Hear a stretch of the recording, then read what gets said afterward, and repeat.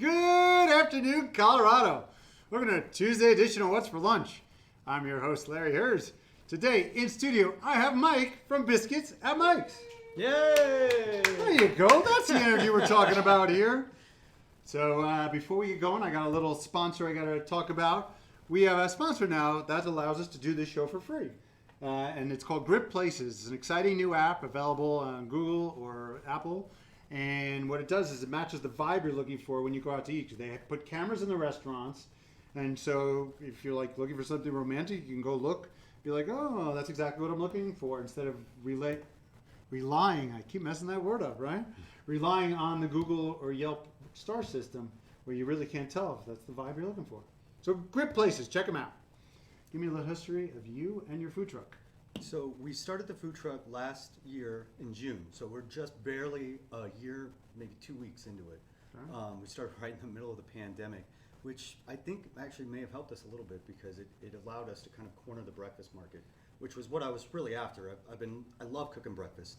It's super easy, super quick.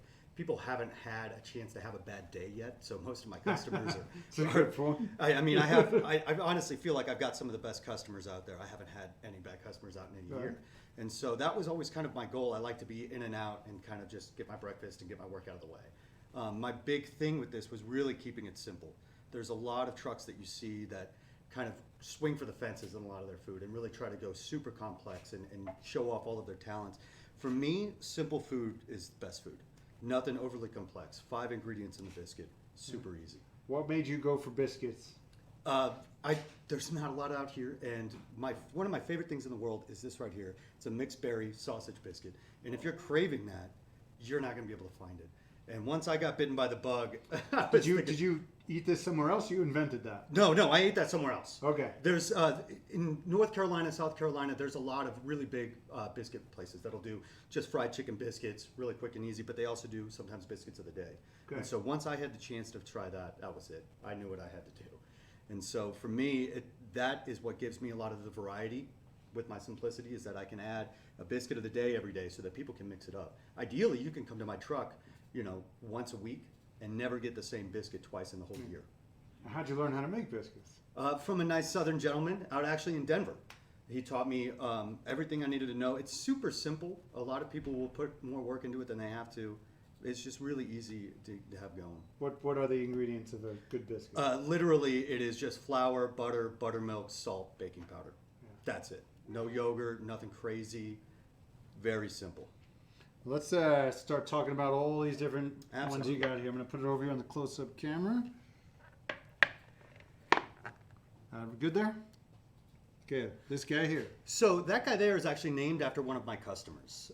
I had a very simple product when I started, just bacon, egg, and cheese, fried chicken and honey, sausage, egg, and cheese. But a lot of my customers got very creative with it when they were showing up to the truck. So that one there is actually named Brian. And it's a fried, Brian. yeah. I didn't think you were going there. I've got the Heather over here. All right, what's in the Brian? The Brian is a fried chicken with an over medium egg and cheese. And that particular one is on my biscuit of the day. It's a Chipotle and adobo biscuit. It's probably right next to the mixed berry, my favorite biscuit. Can you choose what biscuit you put it on? Absolutely. So every day I do a buttermilk biscuit standard. Fine. But then I also change up my biscuit of the day every day. So today my truck was out in Longmont. We were doing the sauteed onion biscuit. So every day that will change, and I try to rotate them out once a month. So normally you have 2 biscuits every day? Every day. Okay. That's right. So you wouldn't have this many different No, varieties not that every many. day. I just wanted to give you guys an idea. I'm like, that would be incredible. A nightmare. Okay, this one here, does that look just Bacon, simple? egg, and cheese. Yep, that's my backbone right there. Okay. And I just started doing those biscuits a few months ago. I wanted to have a nice vegetarian option for people coming up to the truck. Sure. And so what we do is we take a portobello and we break it down into nice large chunks, and we marinate that in balsamic vinaigrette with rosemary. Love it. And yep, very simple. I'm not going to eat that. You can have it, Josh. What? But yeah, very simple. We just flash it right on the flat top, put some marks on it, cheese right on the biscuit. It's unbelievably delicious. Okay. Sausage, egg, and cheese on the berry biscuit. Okay. And now see, that one right there is one of my favorites. When we started, we were doing nights, but that quickly became way too much work for me. But what we got out of that was because we were trying to expand our menu to offer more lunch and dinner items, we decided to try melts, which are essentially like a grilled cheese. which then we put our meats inside of. Now, a lot of my customers will take a melt and they will actually add a scrambled egg, which right next to it, I've got the ham melt with a scrambled egg. Makes it sort of a deluxe ham, egg, and cheese. And what kind of biscuit is that? That is on the beer biscuit. I knew that was different than what I've seen before. Yes. So beer biscuit using whose beer? We use Gross and Bart, which are right down the street from my commissary. They've been wonderful. They're phenomenal people and a great selection of beer. We've done a blueberry Weiss with real blueberries in it. That particular one is a Russian Imperial Stout with coffee. So they're doing all the work for me when I use the beer and the biscuits, that's for sure. Are those different? So these ones over here, so this is the Heather, named after one of my employees. It's got fried chicken, ham, and plum jam. Now our Plum jams, jam? yeah, I'm a really big fan of our jams. We switch them out, Got try to this? be as seasonal as we can. That is apple butter. This is the plum jam. You see And that? so we try to switch them out to be a little seasonal. We've done like strawberries in the wintertime, switch to the plum in the summer. This is about the last of our apple butter we've got there. We'll be switching over to peach butter. We've got the peaches. Oh, yeah. Yes, sir. Smell that! Oh. So the apple butter is really popular on, I do a pulled pork biscuit, which I think is actually on these have guys it? over here. Right over here. So this is pulled pork, and I do it with the over medium egg, Munster cheese, and then it's got the apple butter on the bottom. That's actually named after Mike Root. They're like, who's going to get that one? Yeah. Everybody wants the pulled pork one. And then I've got my basic fried chicken right there. That's for me, that's my bread and butter. That's the sandwich that if you come up to the truck for the first time, that's what I'm going to recommend that you get.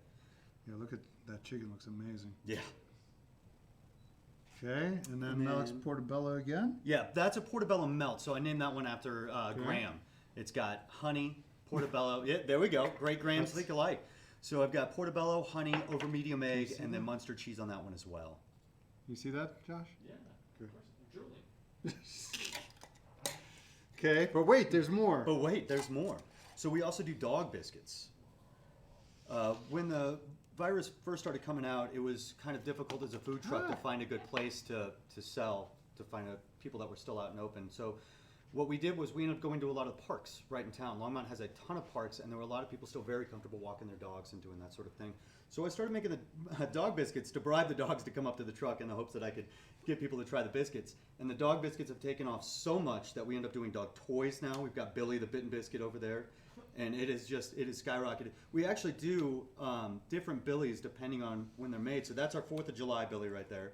We're going to have Halloween Billies. We're going to have all kinds of crazy stuff. And then we actually donate a portion of the proceeds to the Humane Society for every Billy sold. Love it. So people want to know, where are you? Where can they find you? So I try to do reoccurring days. So every Tuesday I want to be in the same spot. Every Wednesday I want to be in the same spot. Okay. And that way it's not very difficult to find me. I think a lot of the problems that food trucks have is they're incredibly difficult to find. You have to put in a ton of work to try to figure out where they're going to be. So my solution to that was every Wednesday I'm in the Woodley's parking lot off 287 when you're heading out to Lafayette and Longmont. Every Friday I'm at the Native Roots dispensary off of Sunset. Well, that's convenient. Yeah, yeah, biscuits and buds. It's a great deal. So for me, my big key to success was being able to make sure that my customers could depend on me being there without having to try to put in the work to find me. Yeah. They could just wake up in the morning and, oh, it's Friday, come right down and see me. From what time to what time? So I'm open from 7:30 to 11 every weekday, and then I'm open from 8 o'clock to noon on the weekends. Okay. And they can find the schedule because they probably didn't memorize what you said. On your... on the Instagram, on Facebook, and also on Nextdoor, we post our schedules every Sunday, and then we post our biscuits of the day every Monday. So you can find out what's convenient, or if you want to travel to make sure that you can get that mixed berry biscuit, we'll have that up there too. What if people want you to come like to their house or to like do stuff like that? Not really. Neighborhood associations? Well, so the thing about having breakfast is that it's a much lower price point, so I need to do a lot more volume to kind of make up for that. How much are you charging for these? $6 for bacon, egg, and cheese. My higher end sandwiches will be about $9 to $10. I don't think I have cheap. anything over $10. Okay. Yeah, and so a lot of it will get like Subaru dealerships coming up and getting 10 or 12 of them at a time. Right. And that's sort of my bread and butter. I want to be affordable for people to come up so that they can actually come and see me every week. But also if they wanted to get some for their friends, it's not going to break the bank. Okay, which one do you think I should try? Which one do you think is the Heather. Mushroom. People at home don't know that I don't eat mushrooms. Don't tell them. Look how beautiful that is. Give me your Instagram. Biscuits at Mike's. at Instagram? He's Yeah. looking at me. I've got to check my Mom? Instagram. Is that right? I actually don't handle any of the social media myself. My mom, who's my partner in all of this, does all of the social media work. If only she was here to come on I camera know. and take a bow. Hi, Mom. Come on camera and take a bow? No? Peer pressure? She's No, still nothing. the angel behind the scenes. That's All what it right. is. Well, she's awesome. Yes, And she so are is. you. Yeah, This she's is- amazing. Look at that. Come on. Go check them out up in Longmont, Biscuits and Mike's. We'll see you tomorrow for another episode of What's for Lunch. Let's eat! Oh my God. This chicken's amazing. Yeah.